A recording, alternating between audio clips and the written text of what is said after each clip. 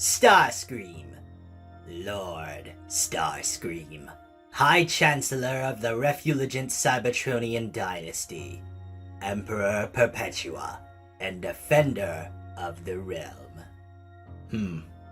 And during the war, you served as Megatrons. What exactly? I've been his first officer, his lieutenant general, his air chief marshal, but mostly I've been his whipping boy. And how would you describe your relationship with the accused? I would describe it as complicated. Starscream, it is customary after a guilty plea for the court to hear victim impact statements before handing down a sentence. However, I gather that you wish to speak in defense of Megatron? I stand here today not to defend him, no, but to explain him.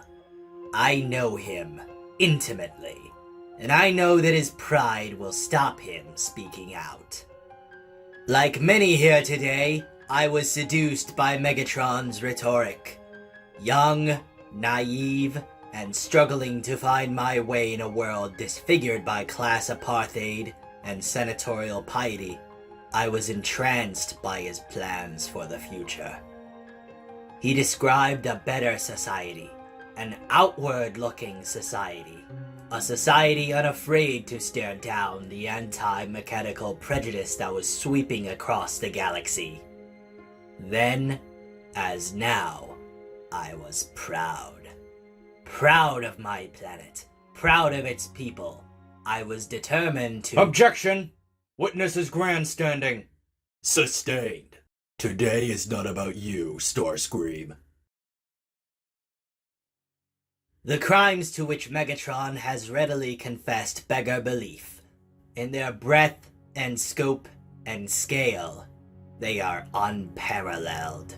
No justice system in the galaxy could consider even a fraction of what he fully admits to having done and fail to impose a death sentence. And that, Your Honor, is where I beg pause. That is where I say, consider this. A lifetime ago, Megatron set in motion something he could never hope to control. He tapped, almost by chance, into a groundswell of rage and resentment. And he was singularly unprepared for what happened next. And as for what happened next, well, we all call it a war, because to do so otherwise would insult the dead. But really, it was a riot. The war was a riot, and Megatron was a looter, caught up in events, yes, but not shaping them, not coordinating them.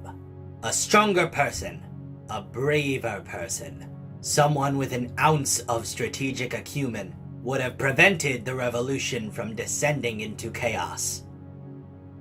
But no, to the lasting regret of every Cybertronian, alive and dead, Megatron is neither strong, nor brave, nor brilliant, nor possessed of any particular talent beyond survival.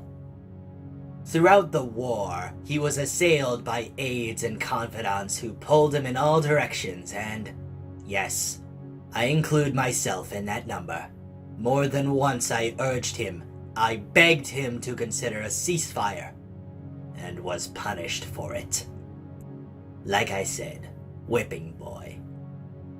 Your Honor, this tin pot revolutionary would have you believe he is some grand architect, a military mastermind with destiny at his heels.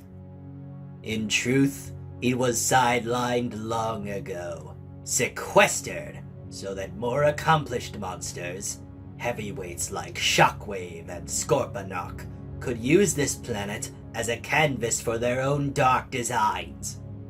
Addled and impotent, on the rare occasions he tried to assert himself militarily, his campaigns were so gruelingly inept that they could only be construed as a cry for help.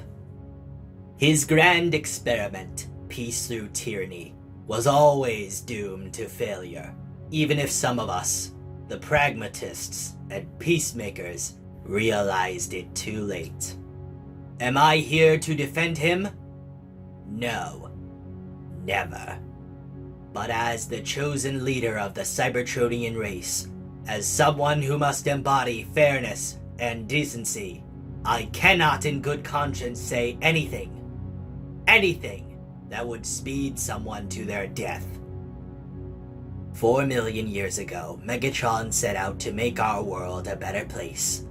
Bedeviled by a fundamental weakness of character, hindered by a frighteningly average intellect, and cursed with an ambition that far outstripped his ability, he failed spectacularly. He doesn't deserve death. He deserves pity. Your Honor, my client has indicated that he would like to speak to me in private. Very well. Court suspended for 30 minutes.